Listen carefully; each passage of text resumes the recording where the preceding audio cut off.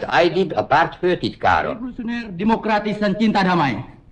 Alien o Majar, Sosialista, Mungkarspart, Kadar Estars, Visite Sevel. Shalom, Assalamualaikum, Om Swastiastu, Namo Buddhaya, salam kebajikan, salam sejahtera bagi kita semua. Perkenalkan, kami dari kelompok 3 PKN, yang kami hormati Ibu Saidah sebagai dosen pengampu. Dan di video kali ini kami akan mempresentasikan tentang wawancara kami tentang ideologi komunisme. Pertama-tama, perkenalkan, nama saya Gabriel Sembiring. Perkenalkan, nama saya Gading Babita Ginting. Perkenalkan, saya Kevin Firjanda Brangnayil. Perkenalkan, nama saya Marisa Fisigara. Perkenalkan, nama saya Kiki Ariswanti. Perkenalkan, nama saya Provinsi Hematulma. Perkenalkan, nama saya Juliawan. Perkenalkan, nama saya Kesha Afida. Perkenalkan, nama saya Dia Mulela. Dan terakhir, perkenalkan, nama saya Joy Agnes Natasha. Sini kami akan menjelaskan mengenai pengertian ideologi, mulai dari pendapat saya sampai berselanjutnya. Baiklah, di sini saya akan menjelaskan tentang pengertian ideologi. Ideologi adalah seperangkat gagasan, nilai, keyakinan, dan pandangan hidup yang menjadi dasar cara berpikir, bersikap, dan bertindak seseorang, baik secara kelompok atau bangsa. Ideologi berfungsi sebagai pedoman dalam menentukan tujuan hidup, cara mencapai tujuan tersebut, dan bagaimana mengatur kehidupan bersama dalam masyarakat. Di sini saya akan menjelaskan fungsi ideologi. Ideologi memiliki peran dan fungsi yang sangat penting untuk sosial dan dari bernegara. Yang pertama, sebagai pedoman hidup, sebagai alat pemersatu, sebagai dasar pengambilan keputusan, sebagai identitas, dan sebagai alat kontrol sosial. Saya akan menjelaskan tentang unsur-unsur ideologi. Yang pertama ada nilai dasar. Nilai dasar itu terdiri dari prinsip utama yang menjadi landasan, misalnya kebebasan dan kesetaraan. Yang kedua itu ada nilai instrumental, yaitu yang dimana aturan, norma, dan kebijakan dapat diterapkan dalam kehidupan nyata. Terus yang ketiga ada nilai praktis, yaitu penerapan nilai dan norma dalam kehidupan sehari-hari. Sekian, terima kasih. Di sini saya akan menjelaskan jenis-jenis ideologi. Yang ke-1, ideologi politik, yaitu seperangkat keyakinan dan prinsip yang mengatur pandangan tentang cara pemerintahan, kekuasaan, hak warga yang harus diatur masyarakat. Nah, tujuannya itu supaya menentukan tata cara pemerintah dan hubungan antara negara dan individu. Yang kedua itu ada ideologi ekonomi. Ideologi ekonomi adalah seperangkat prinsip yang mengatur pandangan tentang cara sumber daya alam, produksi, dan konsumsi. Tujuannya supaya menentukan sistem ekonomi yang akan diterapkan.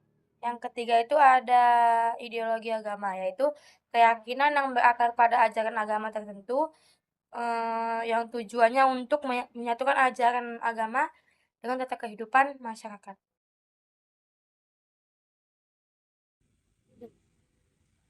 Pengertian ideologi komunisme.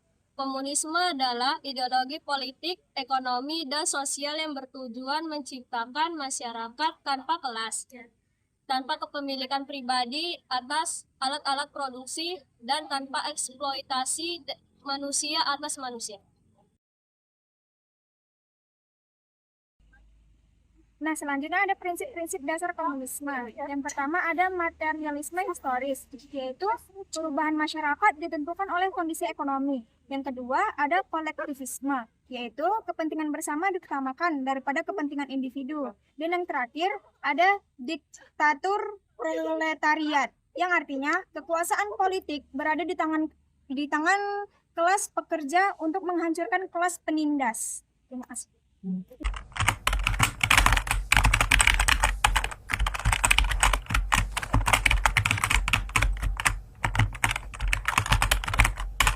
Di sini saya akan menjelaskan apa itu Gerakan 30 September 1965. Gerakan 30 September 1965 atau disingkat G30 SPKI adalah peristiwa politik militer yang terjadi di Indonesia dan berujung pada perubahan besar kekuasaan dari Presiden Soekarno sampai ke Soeharto. Nah, peristiwa ini secara resmi dikaitkan dengan PKI, yaitu Partai Komunis Indonesia. Meskipun hingga saat ini masih ada perdebatan akademik mengenai aktor dan dinamika sebenarnya. Dampak 30 SPKI tidak hanya terjadi di Jakarta, tetapi menyebar ke berbagai daerah, termasuk Medan dan juga Sumatera Utara.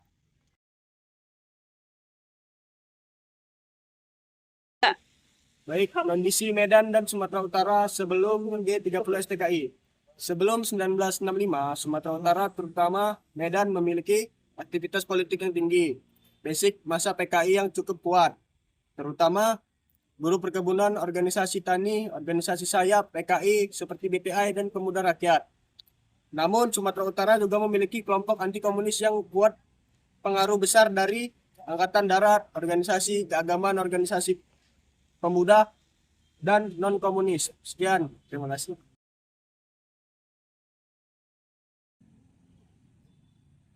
Jadi kesimpulan kita kali ini adalah ideologi komunisme bertujuan untuk menciptakan masyarakat yang adil dan setara.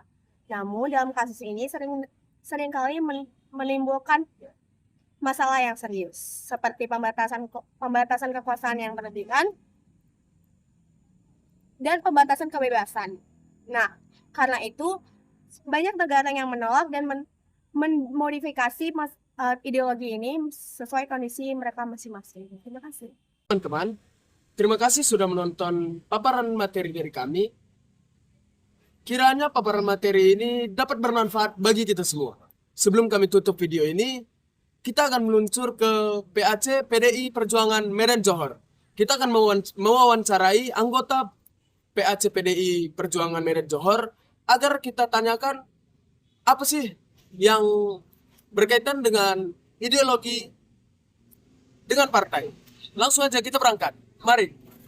Soal hubungan partai PDIP ini di bidang ideologi. Dimulai dari teman saya, Aca. Perkenalkan, nama saya Joy Agusta Panca, biasanya saya dipanggil Panca. Di sini saya ingin menceritakan mengenai ideologi apa yang menjadi dasar perjuangan PDI Perjuangan. Kalau kita Partai Demokrasi Indonesia Perjuangan atau PDI Perjuangan itu biasanya dikenal dengan Marxisme. Marxisme itu ya kita berpihak ke wong cilik atau ya rakyat kecil. Jadi memang perintah Ketua Umum Ibu Megawati Soekarno Putri lebih prioritaskan ke bawah, ke akar rumput untuk keliling mencari di mana rakyat wong cilik itu yang betul-betul butuh bantuan. Seperti itu. Itulah salah satu ideologi dari PDI Perjuangan. Jadi alasan PDI Perjuangan memilih ideologi tersebut kenapa? Karena memang nggak banyak partai yang memiliki ideologi seperti itu. Contoh seperti PDI Perjuangan dengan ideologi seperti itu. Jadi perintah Ketua Umum itu sampai ke bawah semuanya harus membantu masyarakat. Karena memang PDI Perjuangan ini bukan untuk cari uang, bukan untuk cari ya nama besar lah. Tapi memang perintah Ketua turun ke bawah, cari orang yang susah, cari orang yang butuh dibantu sesuai dengan ideologi Marxisme, Pancasila. Maka jadilah partai sebesar ini jadinya, partai nomor 1 di Indonesia, PDI Perjuangan. Terima kasih atas jawabannya Pak. Pertanyaan selanjutnya akan dilanjutkan oleh rekan saya, Edwin. Ini saya waktu itu Dian Damananya di dasar kemudian akan melanjutkan pertanyaan dari rekan saya Joy Agnes. Apa sih arti Pancasila bagi PDI Perjuangan? Kalau Pancasila itu merupakan salah satu juga pilar ideologi PDI Perjuangan. Karena ya memang kita sebagai warga negara Indonesia, Pancasila itu merupakan dasar kita bersama Undang-Undang Dasar. Jadi ya Pancasila itu adalah pilar untuk PDI Perjuangan. Termasuk salah satu penopang PDI Perjuangan supaya tetap maju dan terus bekerja untuk rakyat. Baik, terima kasih. Nilai ideologi apa yang paling ditekankan oleh PDI Perjuangan dalam kegiatan partai? kalau ideologinya itu dia kiri progresif. Kiri progresif itu ya memperjuangkan kepentingan rakyat namun tetap dalam koridor konstitusi. Contohnya, kita harus lebih memikirkan wong ciliknya.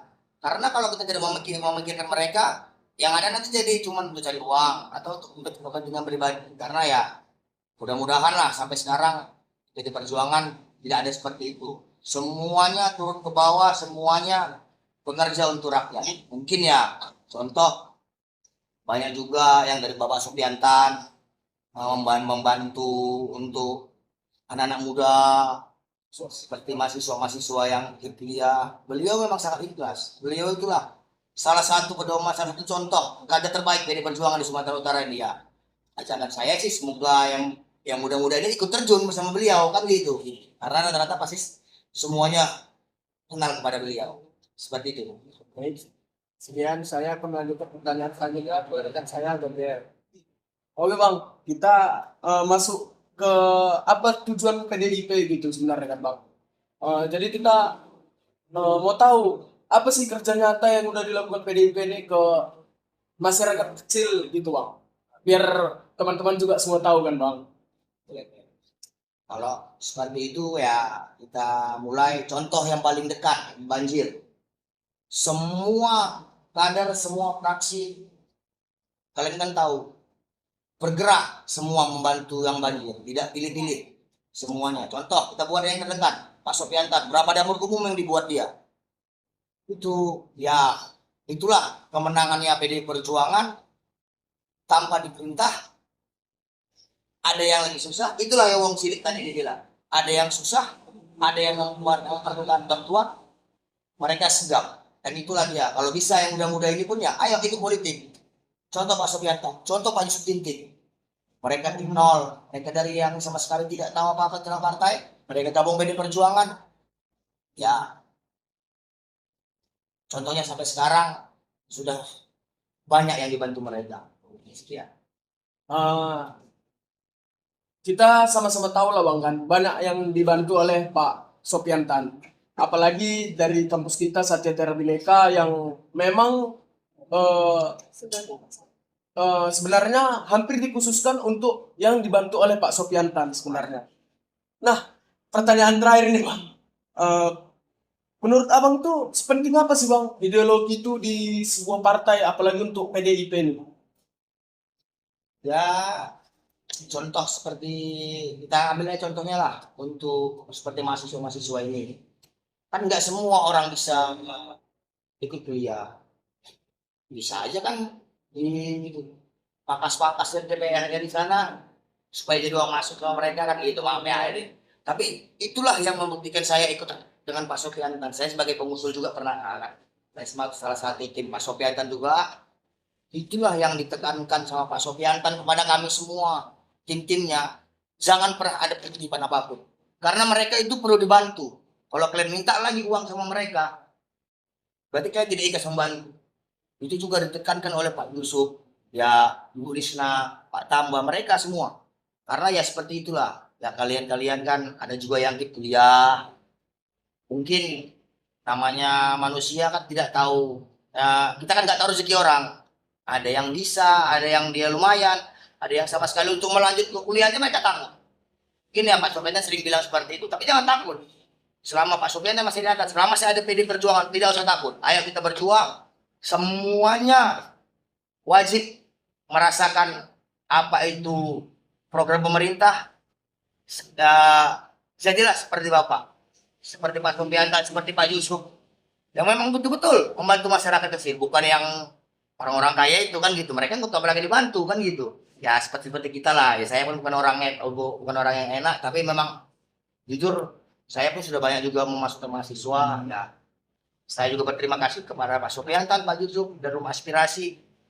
Seperti itulah pengorbanan saya, seperti itu juga balas budi saya. Jadi kalian pun semua jangan pernah lupakan balas budi Pak Sopiantan dan PDI Perjuangan. Terima kasih. Jadi teman-teman, kerja nyata dari PDIP itu udah banyak banget ya Bang, dirasakan oleh semua masyarakat ya, terutama yang dari baru-baru inilah kita rasakan dari korban banjir ya Pak ya. baru dari mahasiswa yang disekolahkan walaupun tidak mampu disekolahkan gitu ya. Banyak banget nih kerja nyata daripada PDIP ini. Mungkin sekianlah dari kami Bang. Pertanyaan dari kami soal ideologi